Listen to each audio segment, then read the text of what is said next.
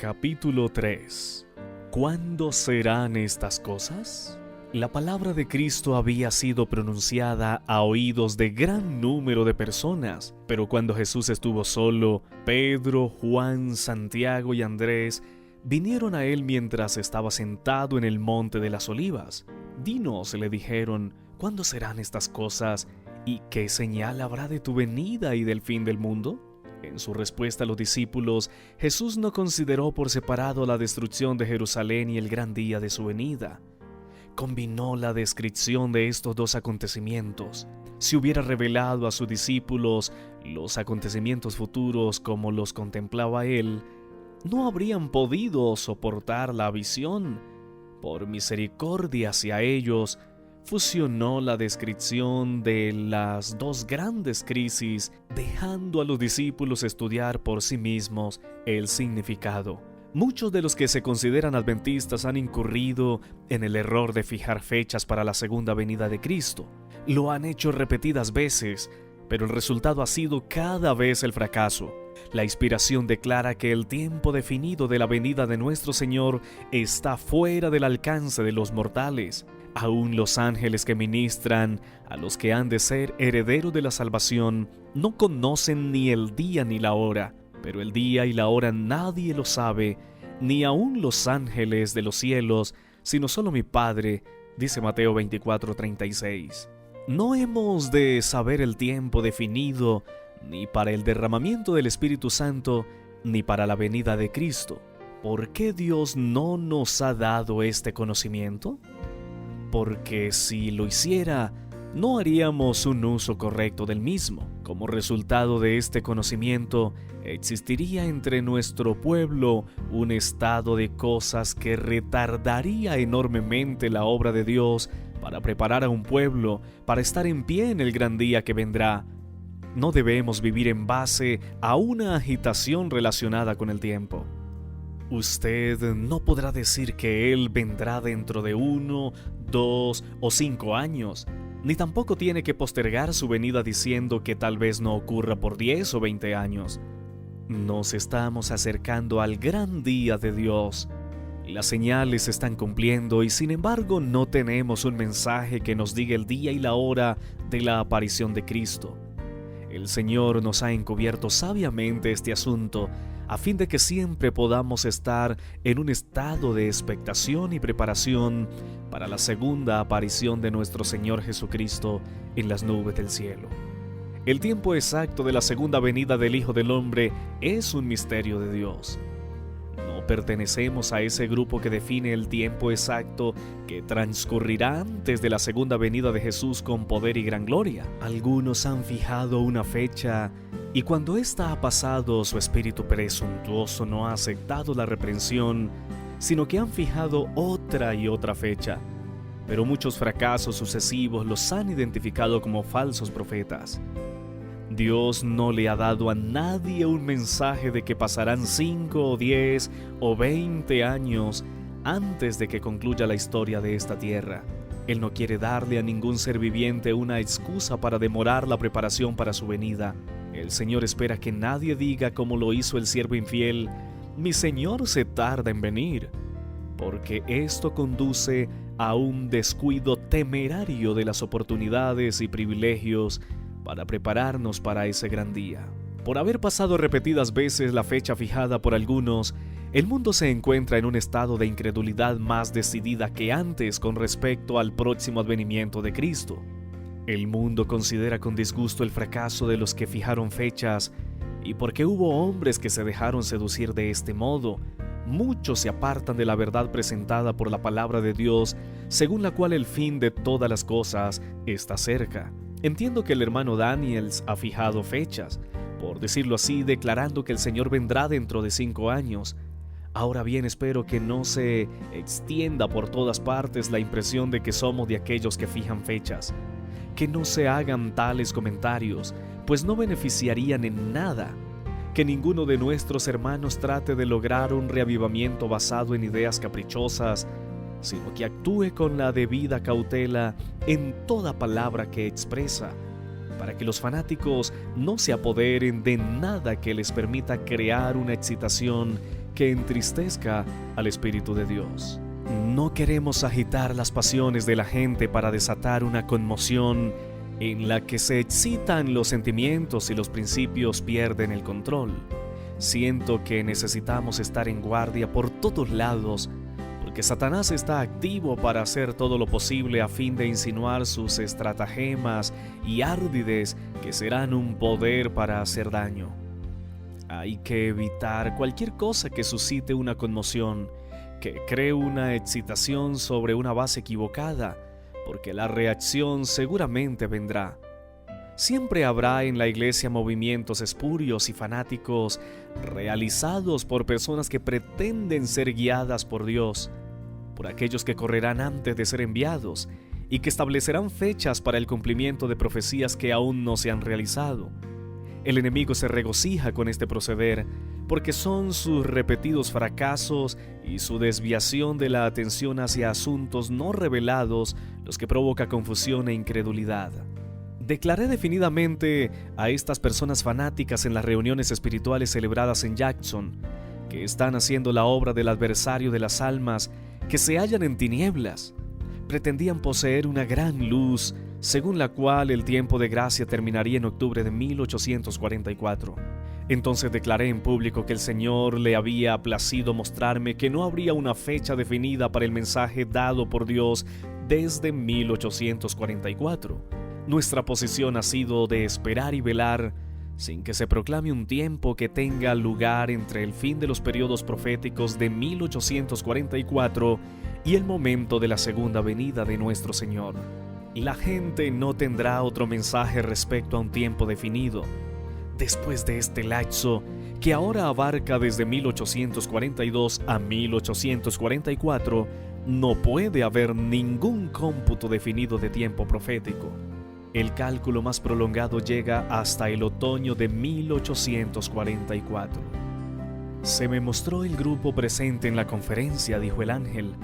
Algunos serán alimento para los gusanos, algunos sufrirán las 7 últimas plagas, algunos estarán vivos y permanecerán sobre la tierra para ser trasladados en la venida de Jesús. Puesto que el tiempo es corto, debiéramos trabajar con diligencia y doblada energía. Nuestros hijos quizá nunca puedan estudiar en la universidad. No es realmente sabio tener hijos ahora. El tiempo es corto. Están sobre nosotros los peligros de los últimos días y los hijos pequeños serán mayormente arrebatados antes de esto. En esta época del mundo, cuando las escenas de la historia terrenal están por terminarse pronto y estamos por entrar en el tiempo de angustia como nunca lo hubo, cuanto menos sean los casamientos contraídos, mejor para todos, tanto hombres como mujeres. Vendrá la hora, no está muy lejana, y algunos de nosotros que ahora creemos estaremos vivos sobre la tierra y veremos el cumplimiento de la predicción, y oiremos la voz del arcángel y la trompeta de Dios que resuena desde la montaña, la llanura y el mar hasta las partes más distantes de la tierra. El tiempo de prueba está precisamente delante de nosotros, pues el fuerte pregón del tercer ángel ya ha comenzado en la revelación de la justicia de Cristo, el Redentor que perdona los pecados. La larga noche de lobreguez es angustiosa, pero se posterga la mañana por misericordia, porque si el Maestro viniera, muchos serían encontrados sin preparación. Si los adventistas después del gran chasco de 1844 se hubieran aferrado a su fe y hubieran ido unidos en pos de la providencia de Dios que abría el camino, y si hubieran recibido el mensaje del tercer ángel, y si lo hubieran proclamado al mundo con el poder del Espíritu Santo, habrían visto la salvación de Dios. El Señor hubiera obrado con poder mediante sus esfuerzos. La obra se habría terminado y Cristo habría venido para recibir a su pueblo y darle su recompensa. No era la voluntad de Dios que se demorara así la segunda venida de Cristo. Durante 40 años la incredulidad, la murmuración y la rebelión impidieron la entrada del antiguo Israel a la tierra de Canaán. Los mismos pecados han demorado la entrada del moderno Israel en la Canaán celestial. En ninguno de los dos casos faltaron las promesas de Dios. La incredulidad, la mundanalidad, La falta de consagración y las contiendas entre el profeso pueblo de Dios nos han mantenido en este mundo de pecado y tristeza tantos años.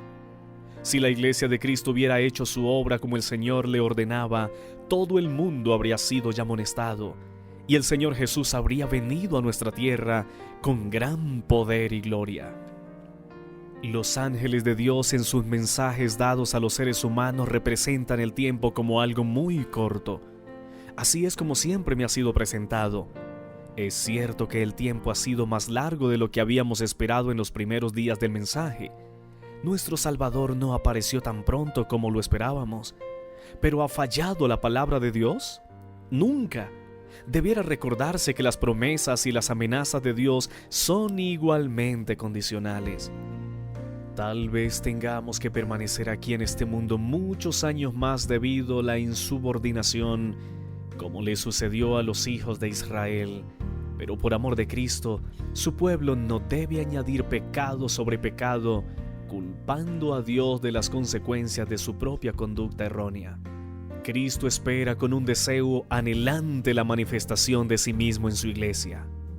Cuando el carácter de Cristo sea perfectamente reproducido en su pueblo, entonces Él vendrá para reclamarnos como suyos. Todo cristiano tiene la oportunidad no solo de esperar, sino de apresurar la venida de nuestro Señor Jesucristo. Si todos los que profesan el nombre de Cristo llevaran fruto para su gloria, cuán prontamente se sembraría en todo el mundo la semilla del Evangelio. Rápidamente madurarían la gran cosecha final y Cristo vendría para recoger el precioso grano. Mediante la proclamación del Evangelio al mundo, está a nuestro alcance apresurar la venida de nuestro Señor. No solo hemos de esperar la venida del día de Dios, sino apresurarla. Nos permite que mediante la cooperación con Él terminemos con esta escena de miseria. Con infalible exactitud, el Ser Infinito sigue llevando un registro del comportamiento de las naciones. Mientras ofrece su misericordia con invitaciones al arrepentimiento, este registro parece inalterable, pero cuando su conducta colma la paciencia de Dios, comienza el ministerio de su ira. Dios lleva un registro de las naciones y los cálculos han aumentado contra ellos en los libros del cielo. Y cuando se decrete una ley de la que la transgresión del primer día de la semana será castigada, entonces su copa estará llena. Dios mantiene una cuenta con las naciones. Cuando llegue plenamente el tiempo en que la iniquidad haya alcanzado el límite declarado de la misericordia de Dios, su paciencia cesará. Cuando las cifras acumuladas en los registros del cielo indiquen que está completa la suma de la transgresión, la ira vendrá. Mientras la misericordia de Dios tiene mucha paciencia con el transgresor, hay un límite más allá de los cuales los hombres no pueden seguir en sus pecados. Cuando se llegue a ese límite, se retira el ofrecimiento de la gracia y comienza la ejecución del juicio. El tiempo vendrá cuando los hombres llegarán en el fraude y la insolencia a un punto que el Señor no les permitirá sobrepasar, y entonces aprenderán que la paciencia de Jehová tiene un límite. Hay un límite más allá del cual los juicios de Jehová no pueden ya demorarse. El tiempo durará un poco más hasta que los habitantes de la tierra hayan llenado la copa de su iniquidad, y entonces la ira de Dios, que por tanto tiempo ha dormido, despertará, y esta tierra de luz beberá la copa de su ira sin mezcla. La copa de iniquidad está casi llena, y la justicia retributiva de Dios está por derramarse sobre los culpables. La maldad de los habitantes de la tierra casi ha hecho desbordar la copa de sus iniquidades. La tierra casi ha llegado al punto en el cual Dios se dispone a abandonarla en manos del destructor. La transgresión casi ha llegado a su límite. La confusión llena el mundo, y pronto un gran terror vendrá sobre los seres humanos. El fin está muy cerca. Nosotros que sabemos la verdad, debiéramos estar preparándonos para lo que pronto se desatará sobre el mundo como una sorpresa abrumadora. Hemos de educarnos para estar pensando y explayándonos en las grandes escenas del juicio que están precisamente ante nosotros. El hecho de mantener nuestra mente en las escenas del gran día de Dios Cuando todo será revelado, tendrá un efecto sobre nuestro carácter. Un hermano me dijo: hermana White, ¿cree usted que el Señor vendrá dentro de 10 años? ¿Qué diferencia hace para usted si Él viene dentro de 2, 4 o 10 años? Pues dijo él: si supiera que el Señor viene en 10 años, creo que haría algunas cosas de forma diferente a como las hago ahora. ¿Qué haría usted?, dije yo. Oh, dijo él, vendería mi propiedad y comenzaría a investigar la palabra de Dios y trataría de advertir a la gente y conseguir que se preparen para su venida, y le suplicaría a Dios que yo pudiera estar listo para encontrarlo. Luego le dije: si usted supiera que el Señor no viene hasta de aquí a 20 años, ¿viviría en forma diferente? Él contestó: creo que sí. Cuán egoísta fue la expresión de que viviría una vida diferente si supiera que el Señor vendría en 10 años. Enoc caminó con Dios 300 años. Esta es una lección para nosotros, para que caminemos con Dios cada día, sabiendo que no estamos seguros a menos que estemos esperando y velando. Ojalá que el Señor no dé descanso día ni noche a aquellos que ahora son descuidados e indolentes en la causa y la obra de Dios. El fin está cerca.